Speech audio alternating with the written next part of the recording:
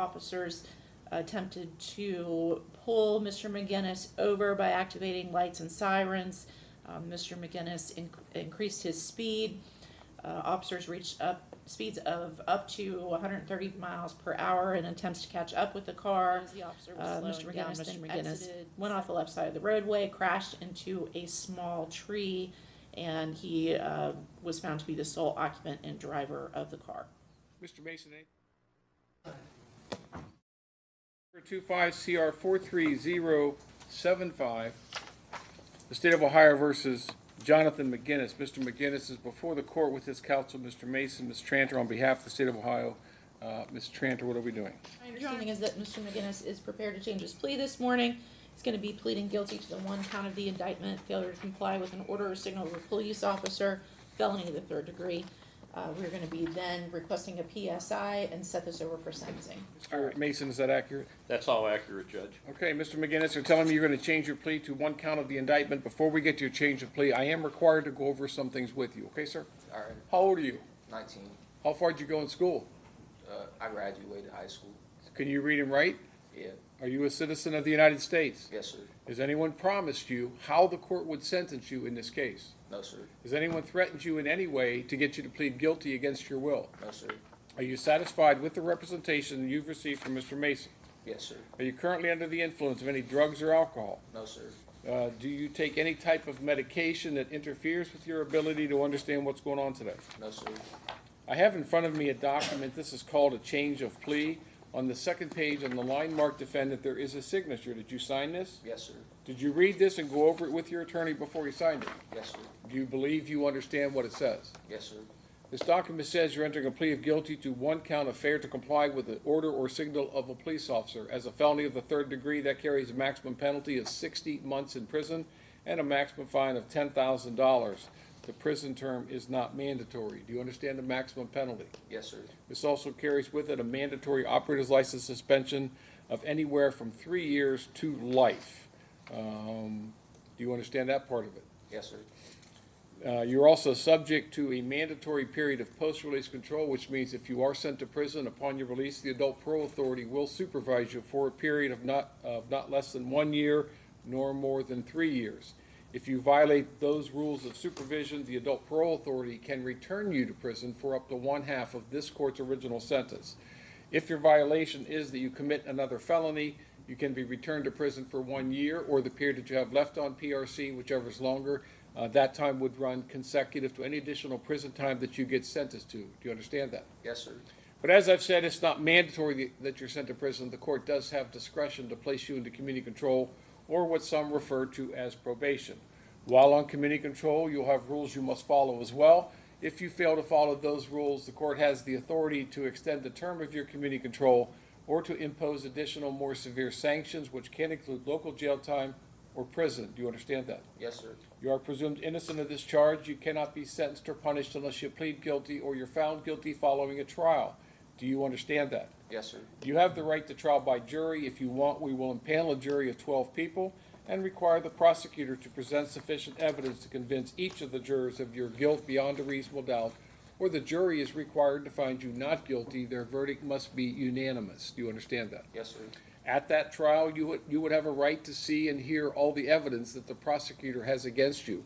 With the help of your attorney, the right to confront and cross-examine each of the prosecutor's witnesses. Do you understand that? Yes, sir. You have the right to call witnesses on your behalf and in your defense. If any of those witnesses are reluctant to come, the court can force them to come by way of subpoena. That's called your right of compulsory process. Do you understand that? Yes, sir. You have the right to remain silent at your trial. You cannot be forced to testify against yourself. The prosecutor is not permitted to call you as a witness. You can choose not to testify in your own defense. And if you don't testify, that will not be used against you, and I will instruct the jury that they are not permitted to infer your guilt nor anything from your silence. Do you understand that? Yes, sir.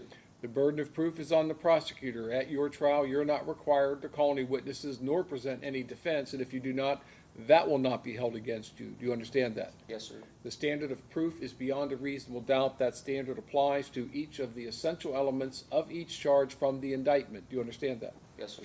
Now, you could also waive your right to a jury trial, but maintain all the other rights we've discussed. You can try your case to the court. I too would have to be convinced of your guilt beyond a reasonable doubt or would be required to find you not guilty. Do you understand that? Yes, sir. Do you believe you understand each of these rights we've discussed? Yes, sir. Do you understand that when you enter a plea of guilty, you'll be waiving all these rights? We will not have a trial. Yes, sir. That's how you wish to proceed. Yes, sir. All right, Ms. Tranter. In addition to the facts alleged in the indictment, this offense occurred September 18th of 2025, Warren County, state of Ohio. Mr. McGinnis on that date was operating his vehicle over the posted speed limit on 71 southbound. Officers attempted to pull Mr. McGinnis over by activating lights and sirens. Mr. McGinnis increased his speed. Officers reached speeds of up to 130 miles per hour in attempts to catch up with the car. Mr. McGinnis then exited 71 onto Kings Mills, running a red light at Kings Mills and Courseview Drive. Officer was instructed to discontinue the pursuit due to public safety concerns, but as the officer was slowing down, Mr. McGinnis went off the left side of the roadway, crashed into a small tree, and he was found to be the sole occupant and driver of the car. Mr. Mason, Mr. McGinnis, did you hear the statement that she read? Yes, sir. Do you admit and acknowledge that what she said is true? Yes, sir. And again, you understand all the rights you're giving up entering a plea of guilty, the rights you and I went over. Yes, sir. What is your plea? Guilty. The court will make a finding that you've made a knowing, intelligent, voluntary waiver of your constitutional rights that we discussed. The court will accept your plea of guilty, and based upon the statement of facts in your plea, the court will make a finding of guilty. Now, Mr. McGinnis, I'm not going to get into this matter of sentencing today. I don't know enough about you, quite frankly, to sentence you, so I'm going to order a pre-sentence investigation. We'll come back in a few weeks to do sentencing at that time. We recognize that you have been compliant under the terms and conditions of your bond, so you'll be able to remain free on the same bond arrangements today as when you came in here. Ms. Tranter, is there anything else? Mr. Mason? Your Honor, I was just, apparently I misspoke in our pretrial discussions. He now has Aetna insurance rather than United Healthcare, as I understand. Okay. I sort of had a Doesn't make any difference At to any me. rate, we will try to get that evaluation done right away. Okay, and then again, he'll be assessed by Talbot House, and we'll get that assessment done as well. All right, thank you all. Mr. McGinnis, you need to go back down to court services where you checked in this morning and set up your interview. All right. All right?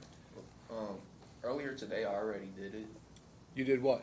I spoke to my, I know, so I'm saying you have to go back down because now they're going to do what's called a pre-sentence investigation.